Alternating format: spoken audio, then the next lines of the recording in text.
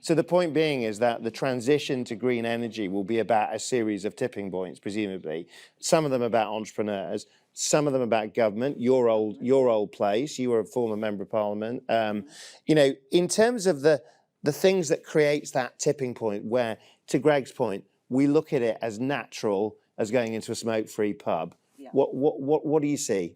I mean, I think that there are certain people, certainly when you're looking at government and regulation, who absolutely get it.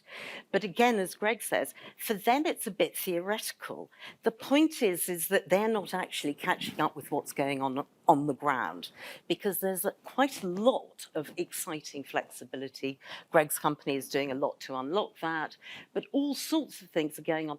But nobody believes in the PC. They believe in the mainframe, and they're holding on to this mainframe, putting sellotape around it to try and hold it together, right? Now, actually, we're going to start really, these two systems are going to start to break each other. Now, I know which one's going to win, because it will be the PC model. And it will start to drive a very, very different system from the demand into the supply. I really mean that everyone in this room, everyone with their own home, etc., are a victim of the current system. And we're trying to squeeze a very high capital cost asset base, which is offshore wind, solar, etc., into a fossil fuel model, which is a very volatile. Can I just ask you something? I mean, the reason why we will move quickly is A, because of demand, B, a lot driven by EVs. But how many people in this room love the volatility of the energy sector? Has it been keeping you sleeping at night, right? But is that the tipping point? Is the fact that something that we just took for granted? Ukraine has accelerated this. The amount of companies that have nothing to do with decarbonisation have gone into self-generation and invested in self-generation because of the volatility. You are in the business of something totally different. You're not in the energy business, not many people in this room. You don't want to be in the energy business because you're in the bicycle business, the widget business, the whatever business.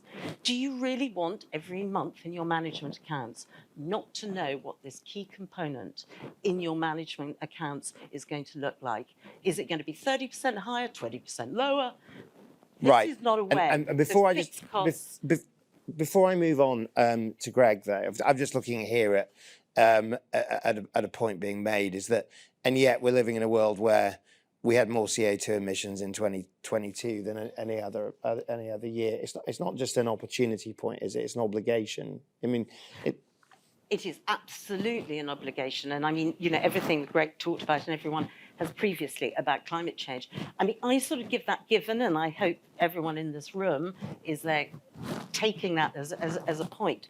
But if you start to look at what's going on in India and Africa, actually they're leapfrogging our system. And many countries are actually really, I mean, Vietnam is the largest investor in renewable energy in the world at the highest rate. They're looking at absolutely not having old-fashioned grid systems. They're absolutely going to PC long and avoiding the mainframe system. Right, Greg, let's talk about the role of the disruptor here in terms of, I mean, you are a disruptive force in this marketplace. You know, you often hear about sustainability from a kind of poetry and plumbing perspective, right? So the poetry is the good prose, the good high-sounding speeches, but the plumbing is actually, well, what can you do? You both made that point, which, to be honest, I've not heard it as forcefully made as that. It's costs you less money. You actually can run a better business. Is green energy the change maker here in terms of the case for sustainability in business? Well, I mean, I can't speak for other aspects of sustainability. I mean, I love the idea of making beer out of bread that we've thrown away. Yeah. But energy powered the Industrial Revolution when we started digging up hundreds of millions of years worth of carbon and burning it in a few years. And cheap energy that's green will fuel the next Industrial Revolution. And I think it will change society more than we realize. When Steve Jobs launched the iPhone, and by the way, Microsoft literally laughed at that. No one recognized that within, like, I don't know, 5 or 6 years, it would have paved the way for the $50 and then the $20 Android in poor countries, and that it would have revolutionized industries from chewing gum through to transport with Uber. And then finally, the kind of QR code and Bluetooth things like that would help us get through the pandemic. In the same way, an entirely different energy system is going to revolutionize business. Now, that's not saying that everyone today needs to go and change what they do. But the winners in business will be thinking very hard about what this means for them. And an example for me would be, we discovered we had a bunch of vertical farms, indoor farms, among our customer book. And I must admit, despite being a disruptor and not knowing what a golf handicap is, I was kind of, I thought this was a bit gimmicky. But one of our team went to see them. And it turned out, so an indoor farm, a vertical farm, it's a farm in a warehouse growing typically soft fruit and veg, but other stuff too. And 99% of the water that goes into the building leaves in the fruit and veg because it's all recycled, it's closed loop. There's no pesticides because nothing can get in the building. And there's no food miles because you're growing it right next to the town or city where you're selling it, as opposed to shipping it around the world. But to date, they've actually been environmentally disastrous because 55% of their cost is energy. And the ones that had moved to us, what they were doing was they discovered that the crops are quite happy to sleep when energy prices are high and to grow when energy prices are low. And on a daily, weekly, seasonal cycle, what they'd done was they'd simply rigged up their building management systems to our variable tariffs, which, by the way, reflect when energy is green. And so what you had was these crops suddenly had been grown much more cheaply with green energy, eliminating millions of food miles. And now that industry is absolutely flourishing as they connect to green energy. And there are going to be so many more like that. And presumably, I mean, we're hearing about kind of like supermarket shelves being empty with fresh veg predominantly, whether you see it as Brexit, but there is an energy dimension to that. I suppose the thing I want to say, though, Greg, is, I think you made a really compelling case there about societal change, pubs and smoking. But in your own words, you've described this as a race against time. The moral imperative, the economic opportunity. They're all points you've made. But I suppose what we're looking at is the absolute requirement for rapid transformational change. What do you see as the key things that make that happen, as opposed to being this sort of, long and circuitous journey? I honestly think businesses can really drive this faster and harder, but for their own benefit. And when I say for their own benefit, I don't mean so they can make green claims, feel good, although that's all fantastic. It brings costs down.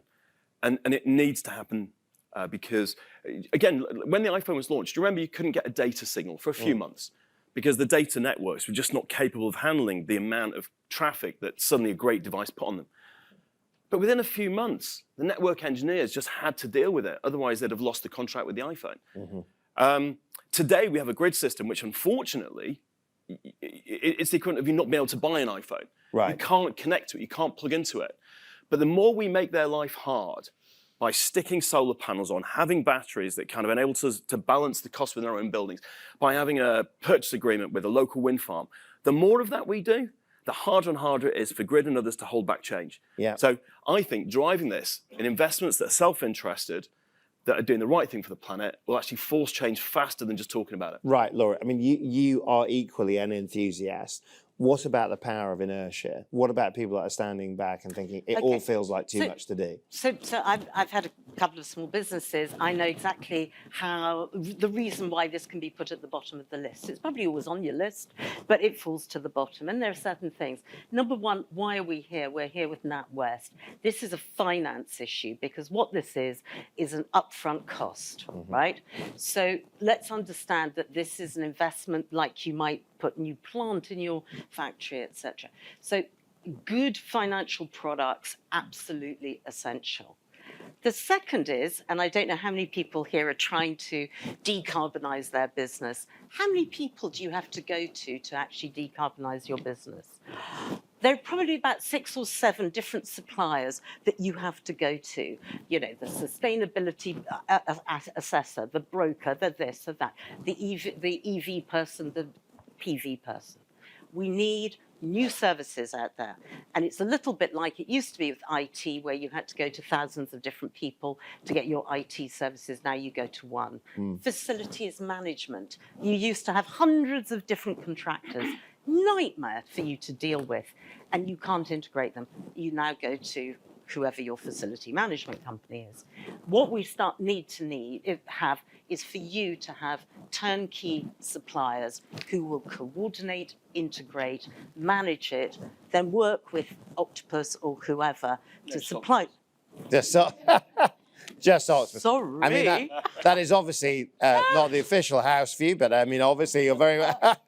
So we need new businesses to come into the sector and in many ways integrate and make it an easy journey for you. Right. Okay, so last question to you both, and I'll start with you, Greg.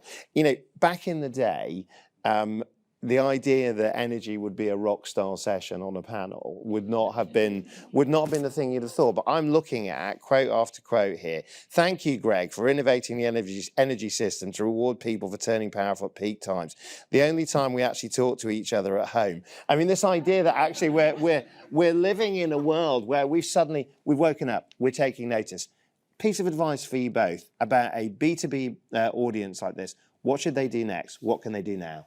Yeah, I mean, that example, the energy system has so far really been run in the UK by bureaucrats, well-meaning, by the way, very well-meaning, but just don't understand consumers and businesses the way that businesses do. That session you're talking about there was our observation that National Grid kind of believe that the demand is the demand, it's just going to be that way. Not to blame them, by the way, that's their heritage. But we observed that when demand is high, they turn on incredibly expensive diesel generators. They're filthy, they're expensive, they pay them a fortune just to stand there, and they pay them even more to operate. And I know that, you know, if I spoke to my mum and said, hey, look, if you cooked your tea an hour later, we could avoid that, she'd be up for it.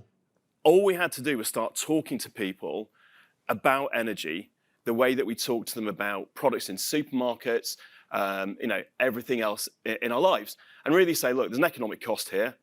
You can either choose to save some money or get paid by behaving one way, or we'll spend the money. It's entirely up to consumers. So to me, the more we kind of think about the opportunities to save cost while saving energy or reducing carbon, the better. Right, so you're not a prisoner to culture, you're not a prisoner to the status quo. Laura, what are you free to do? What's a last piece of advice for this audience? What should they go and do this afternoon? I think you should look around the whole of your business property and start to look at any flat rooftops, any areas where you could put EV charging in. I know this sounds simple, but it will start you on the journey. It is there, it's your property, it is your asset. Start making it pay for itself. Laura and Greg, ladies and gentlemen, thank you very much both. Great, there we go.